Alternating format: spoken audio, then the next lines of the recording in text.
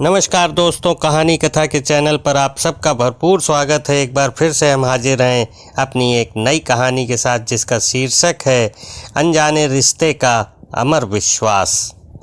दोस्तों, आज की कहानी पर आते हैं। मेरी बेटी की शादी थी और मैं कुछ दिनों की छुट्टी लेकर शादी के तमाम इंतजाम को देख रहा था। उस दिन सफ़र से लौटकर मैं घर आया तो पत्नी ने आकर एक लिफाफा मुझे पकड़ा दिया। लिफाफा अनजाना था, लेकिन प्रेषक का नाम देखकर मुझे एक आश्चर्य मिश्रित जिज्ञासा हुई। अमर विश्वास, एक ऐसा नाम जिसे मिले मुझे वर्षों बीत गए थे। मैंने लिफाफा खोला तो उसमें $1,00,000 का चेक और एक चिट्ठी थी। इतनी बड़ी राशि, वह भी मेरे नाम पर। मैंने जल्दी से चिट्ठी खोली और एक ही सांस में सारा पत्र पढ़ डाला।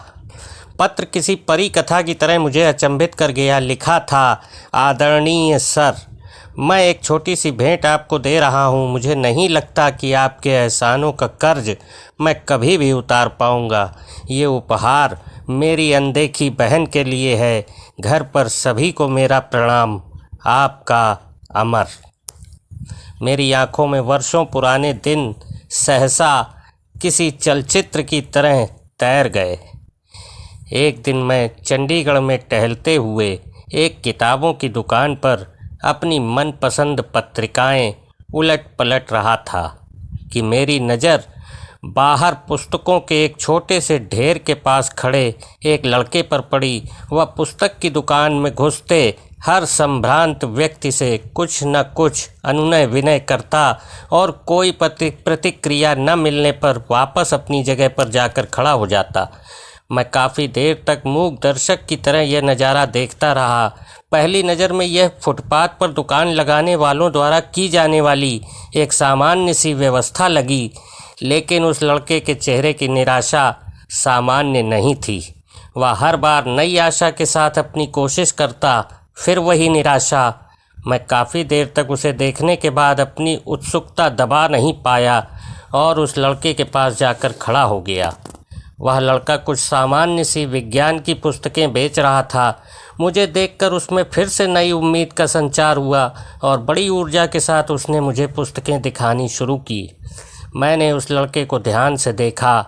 साफ सुथरा चेहरे पर आत्मविश्वास, लेकिन पहनावा बहुत ही साधारण। ठंड का मौसम था और वह केवल एक हल्का सा स्वेटर पहने हुए था। पुस्तकें मेरे किसी काम की नहीं थीं, फिर भी मैंने जैसे किसी सम्मोहन से बंधकर उससे पूछा, बच्चे, ये सारी पुस्तकें कितने की हैं? आप कितना दे सकते हैं सर? अरे कुछ तुमने सोचा तो होगा, आप जो दे देंगे। लड़का थोड़ा निराश होकर बोला, तुम्हें कितना चाहिए? उस लड़के ने अब यह समझना शुरू कर दिया कि मैं अपना समय उसके साथ गुजार रहा हूँ। वो बोला, 5,000 रुपये। वह लड़का कुछ कड़वाहट में बोला, इन पुस्तकों का कोई 500 भी दे दे तो बहुत है। मैं उसे दुखी नहीं करना चाहता था, फिर भी अनायास मुंह से मेरे निकल गया। अब उस लड़के का चेहरा देखने लायक था, जैसे ढेर सारी निराशा किसी ने उसके चेहरे पर उड़ेल दी हो। मुझे अब अपने कहे पर पछतावा हुआ। मैंने अपना एक हाथ उसके कंधे पर रखा और उससे सांत्वना भरे शब्दों में पूछा, देखो बेटा, मुझे तुम पुस्तक बेचने वाले तो नहीं लगते। क्या बात है, साफ साफ बताओ कि क्या ज़रूरत है? वह लड़का तब जैसे फूट पड़ा। शायद काफ़ी समय से निराशा का उतार चढ़ाव अब उसके बर्दाश्त के बाहर था। वो बोला, सर, मैं 10+2 कर चुका हूँ। मेरे पिता एक छोटे से रेस्टोरेंट में काम करते हैं। मेरा मेडिकल में चयन हो चुका है। अब उसमें प्रवेश के लिए मुझे पैसों की ज़रूरत है। कुछ तो मेरे पिताजी देने के लिए तैयार हैं, कुछ का इंतज़ाम वह अभी नहीं कर सकते। लड़के ने एक ही सांस में बड़ी अच्छी अंग्रेजी में कहा, तुम्हारा नाम क्या है? मैंने मंत्रमुग्ध होकर पूछा, अमर विश्वास। तुम विश्वास हो और दिल छोटा करते हो। कितना पैसा चाहिए? 5,000। अब की बार उसके स्वर में दीनता थी। अगर मैं तुम्हें यह रकम दे दूं तो क्या तुम मुझे वापस कर पाओगे? इन पुस्तकों की इतनी कीमत तो है नहीं। इस बार मैंने थोड़ा हंसकर पूछा। वो बोला, सर, आपने ही तो कहा कि मैं विश्वास हूँ। आप मुझ पर विश्वास कर सकते हैं। मैं पिछले 4 दिन से यहाँ आता हूँ। आप पहले आदमी हैं जिसने इतना पूछा।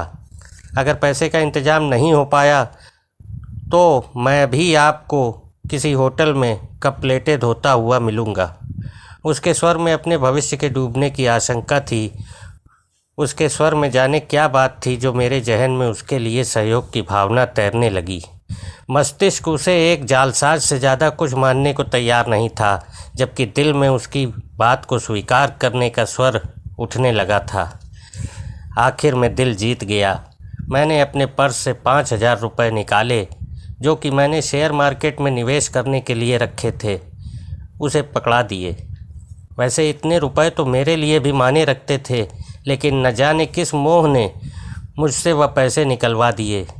मैंने कहा, देखो बेटा, मैं नहीं जानता कि तुम्हारी बातों में, तुम्हारी इच्छा शक्ति में कितना दम है, लेकिन मेरा दिल कहता है कि तुम्हारी मदद करनी चाहिए, इसीलिए कर रहा हूँ। तुमसे 4-5 साल छोटी मेरी बेटी भी है, मिनी। सोचूंगा उसके लिए ही कोई खिलौना खरीद लिया। मैंने पैसे अमर की तरफ बढ़ाते हुए कहा। अमर बिल्कुल हतप्रभ था। शायद उसे यकीन नहीं आ रहा था। उसकी आंखों में आंसू तैर आए। उसने मेरे पैर छुए तो आंखों से निकली 2 बूंदें मेरे पैरों में को चूम गईं। ये पुस्तकें मैं आपकी गाड़ी में रख दूं? मैंने कहा, कोई ज़रूरत नहीं, इन्हें तुम अपने पास रखो, यह मेरा कार्ड है, जब भी कोई ज़रूरत हो तो मुझे बताना। वह मूर्ति बनकर खड़ा रहा और मैंने उसका कंधा थपथपाया। कार स्टार्ट कर आगे बढ़ा दी। कार को चलाते हुए वह घटना मेरे दिमाग में घूम रही थी और मैं अपने खेले जुए के बारे में सोच रहा था, जिसमें अनिश्चितता ही ज़्यादा थी। कोई दूसरा सुनेगा तो मुझे एक भावुक मूर्ख से ज़्यादा कुछ नहीं समझेगा। अतः मैंने यह घटना किसी को न बताने का फैसला किया। दिन गुजरते गए। अमर ने अपने मेडिकल में दाखिले की सूचना मुझे एक पत्र के माध्यम से दी। मुझे अपनी मूर्खता में कुछ मानवता नजर आई। एक अनजान सी शक्ति में, या कहें दिल में, अंदर बैठे मानव ने मुझे प्रेरित किया कि मैं 1,000-2,000 रुपये उसके पते पर फिर भेज दूं। भावनाएं फिर जीती और मैंने अपनी मूर्खता फिर दोहराई। दिन हवा होते गए। उसका संक्षिप्त सा पत्र आता जिसमें 4 लाइनें होती, 2 मेरे लिए, एक अपनी पढ़ाई पर और एक मेरी बेटी मिनी के लिए, जिसे वह अपनी बहन बोलता था। मैं अपनी मूर्खता दोहराता और उसे भूल जाता। मैंने कभी चेष्टा भी नहीं की कि उसके पास जाकर अपने पैसों का उपयोग देखूं। न कभी वह मेरे घर आया। कुछ साल तक यही सिलसिला चलता रहा। एक दिन उसका पत्र आया कि वह ऊंची पढ़ाई के लिए ऑस्ट्रेलिया जा रहा है। स्कॉलरशिप के बारे में भी उसने बताया और एक लाइन मिनी के लिए लिखना वह अभी भी नहीं भूला। मुझे अपनी उस मूर्खता पर दूसरी बार फक्र हुआ। बिना उस पत्र की सच्चाई जाने समय पंख लगाकर उड़ता रहा। अमर ने अपनी शादी का भी कार्ड भेजा। वह शायद ऑस्ट्रेलिया में ही बसने के विचार में था। मिनी भी अपनी पढ़ाई पूरी कर चुकी थी। एक बड़े परिवार में उसका रिश्ता तय हुआ। अब मुझे मिनी की शादी लड़के वालों की हैसियत के हिसाब से करनी थी। हमारे समाज में एक सरकारी उपक्रम का बड़ा अफसर कागजी शेर ही होता है। शादी के प्रबंध के लिए ढेर सारे पैसे का इंतजाम, उधेड़ बुन, और अब वह चेक। मैं वापस अपनी दुनिया में लौट आया। मैंने अमर को एक बार फिर याद किया और मिनी की शादी का एक कार्ड अमर को भी भेज दिया। शादी की गहमा गहमी चल रही थी। मैं और मेरी पत्नी फिर याद किया और शादी का एक कार्ड अमर को भी भेज दिया। शादी की गहमा गहमी चल रही थी। मैं और मेरी पत्नी व्यवस्थाओं में व्यस्त थे और मिनी अपनी सहेलियों में। उसी समय एक बड़ी सी गाड़ी पोर्च पर आकर रुकी। एक संभ्रांत से शख्स के लिए ड्राइवर ने गाड़ी का गेट खोला तो उस शख्स के साथ उसकी पत्नी, जिसकी गोद में एक बच्चा था, वो भी गाड़ी से बाहर निकले। मैं अपने दरवाजे पर जाकर खड़ा हुआ तो लगा कि इस व्यक्ति को पहले भी कहीं देखा है। उसने आकर मेरी पत्नी और मेरे पैर छुए। सर, मैं अमर, वह बड़ी श्रद्धा से बोला। मेरी पत्नी अचंभित सी खड़ी थी। मैंने गर्व से उसे सीने से लगा लिया।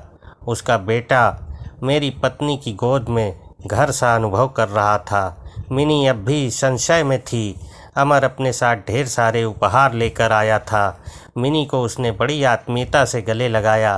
मिनी भाई पाकर बड़ी खुश थी। अमर शादी में एक बड़े भाई की रस्म हर तरह से निभाने लगा। उसने न तो कोई बड़ी जिम्मेदारी मुझ पर डाली और ना ही मेरे चाहते हुए भी मुझे एक भी पैसा खर्च करने दिया।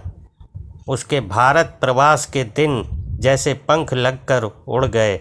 इस बार अमर जब ऑस्ट्रेलिया वापस लौटा तो हवाई अड्डे पर उसको विदा करते हुए न केवल मेरी बल्कि मेरी पत्नी मिनी सभी की आंखें नम थीं। हवाई जहाज़ ऊंचा और ऊंचा आकाश को छूने चल दिया और उसी के साथ साथ मेरा विश्वास भी आसमान छू रहा था। मैं अपनी मूर्खता पर एक बार फिर गर्वित था और सोच रहा था कि इस नश्वर संसार को चलाने वाला भगवान नहीं बल्कि हमारा विश्वास ही है, हमारा विश्वास ही है। दोस्तों, आज की कहानी यहीं पर समाप्त होती है। अगर आपको मेरी कहानी पसंद आए तो इसको लाइक करें, चैनल को भी सब्सक्राइब